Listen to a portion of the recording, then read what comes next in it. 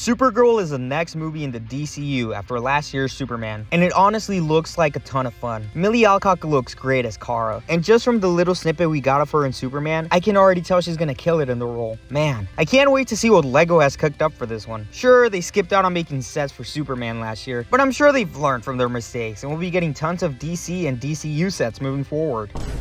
What? Somehow, out of the 4 sets we got this year, not only are they all Batman related, but 3 out of the 4 are Batmobiles, for crying out loud. Well, if they won't do anything about it, guess I'll just have to go ahead and do the work for them. Today, I'll be showing you my custom wave of LEGO Supergirl sets, consisting of 3 sets that I think do a pretty good job of representing the movie. Now, these are only based on the trailers we've gotten so far, so if any of this ends up being completely inaccurate, I don't know, man, blame James Gunn or something.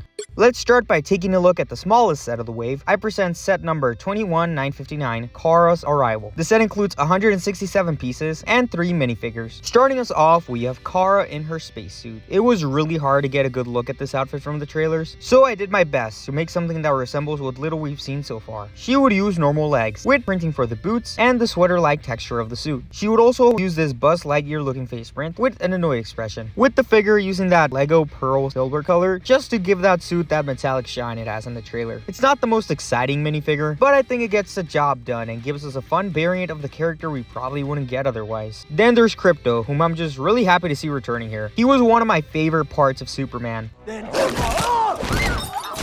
So I'm just glad we get to spend more time with him. Even though from the trailers, it looks like he won't be around for long. He would be represented by the existing terrier dog piece, since he doesn't have his collar or cape at this point in the story, and it wouldn't really make sense to include that version of him here. Finally, there's the punk rocker himself, Superman. I love David Cornsweet's take on the character, and I'm so happy we get to see him again before Man of Tomorrow. Now, from what we can see in the trailers, it looks like he's wearing the same suit from the first film, so I just reused my Superman design from last year's video. He would use dual molded legs, with some printing for his boots and trunks, as well as some simple arm printing for the lines throughout his suit, and the existing cape piece. This along with a smirking expression, and an alternate, more stern expression, with some glowing red eyes to represent his heat vision, and the dog trainer hairpiece to tie the whole figure together. With the minifigures out of the way, let's take a look at the set. Now, for the build of this set, I didn't want to do anything too crazy, as I wanted to keep the set relatively small. So I narrowed it down to 2 builds. The main build is Kara's escape pod. Turns out building a sphere out of LEGO bricks is really hard. I'm pretty sure this thing would be impossible to recreate in real life, but hey, it looks good as a digital model and that's all that matters. The sphere would be able to crack open, revealing a small seating area for Kara and Krypto, with some control panels on the side. Now, this by itself would make for a really uninteresting set, so I thought it'd be fun to include a small section of the Fortress of Solitude as a side build. It's nothing too elaborate, using the large rock piece as the center, with a bunch of white and trans blue elements to represent the snow and crystals. There is this one little play feature though. Well, kinda. There will be a Technic hole on the side that allows you to insert one of them J-stand pieces so you can make it look like Soups is flying in for the rescue. Overall, I'm really happy with how this came out. Moving on, let's take a look at the second set for today. We have set number 21960, Krem's Ambush. The set includes 418 pieces and 3 minifigures. Taking a look at the first figure, we have Kara in her trench coat, which just looks badass as hell. Something about her wearing this massive trench coat over her superhero costume is really cool in a way I don't know how to explain. It also makes for some really funny merchandise. Have you seen this? I don't like that one bit. I need a lot of those.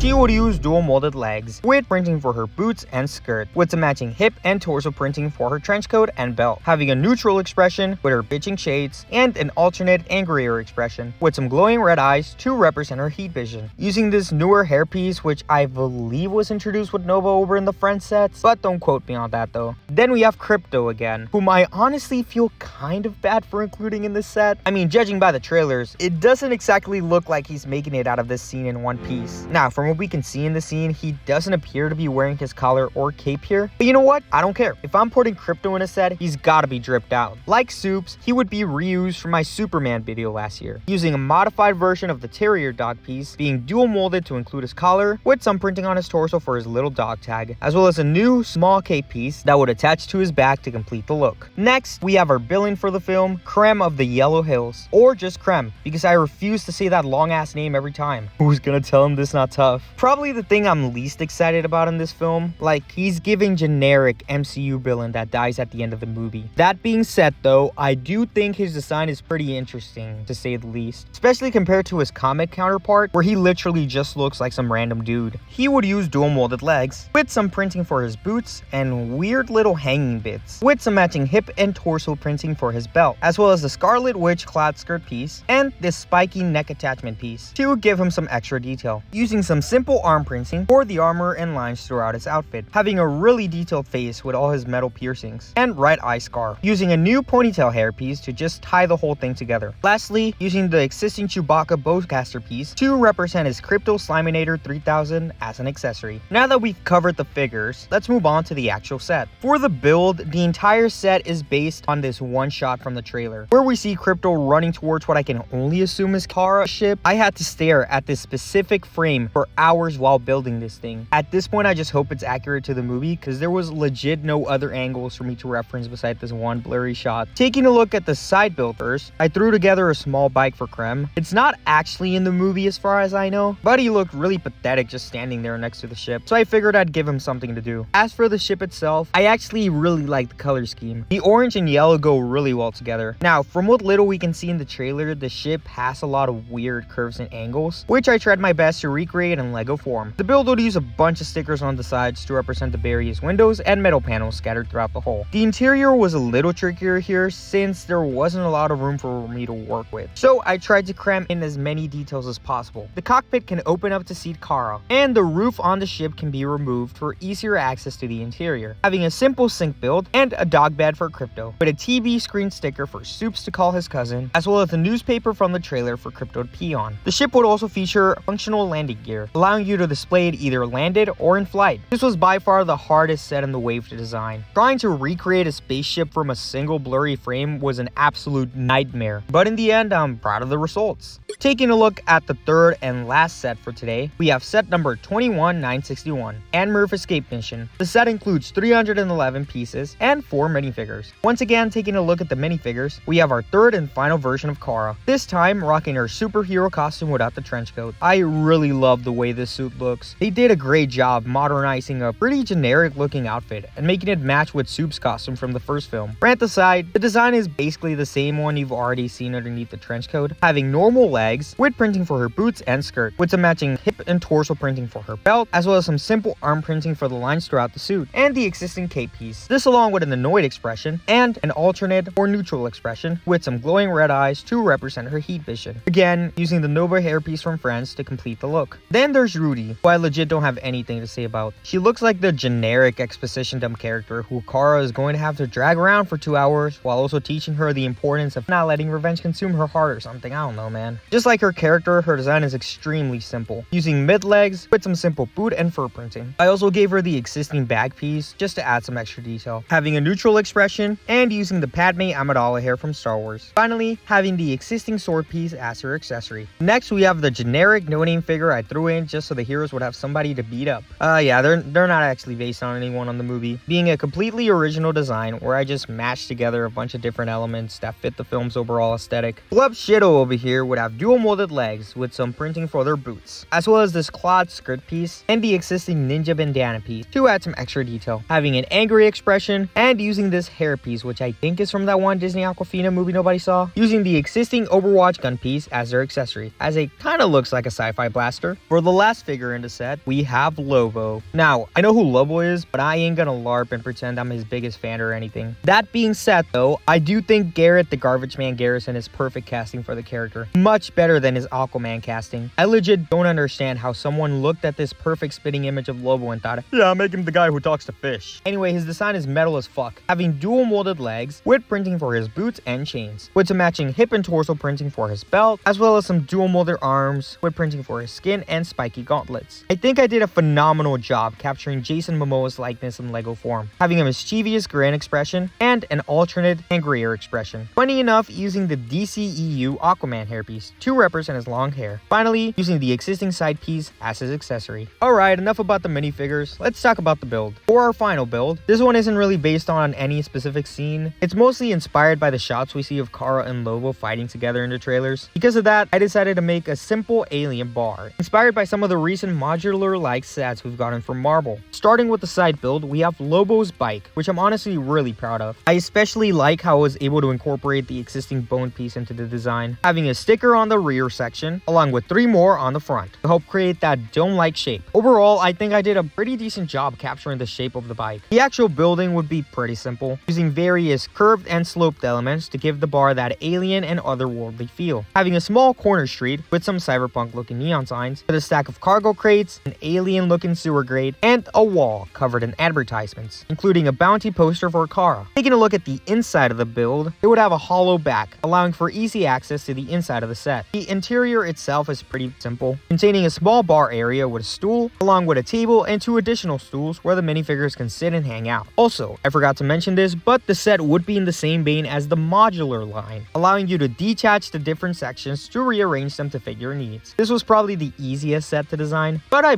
really love the way it turned out. Well, there you go. That's all the builds and minifigures from Supergirl that I was able to make for this custom wave of sets. If you enjoyed today's video, please consider heat visioning that subscribe button and leaving a like, as it helps out the channel a lot. While you're down there, let me know which set was your favorite. And if you have any other ideas for DC related sets, feel free to leave them in the comments, because apparently somebody has to make them. And hey, if John Lego is watching this for some reason, feel free to steal any of these ideas. Please, Lego, I'm begging you. Not like you guys are doing anything with DC right now anyway. As always, have a great day, and remember to stay awesome and creative. See ya!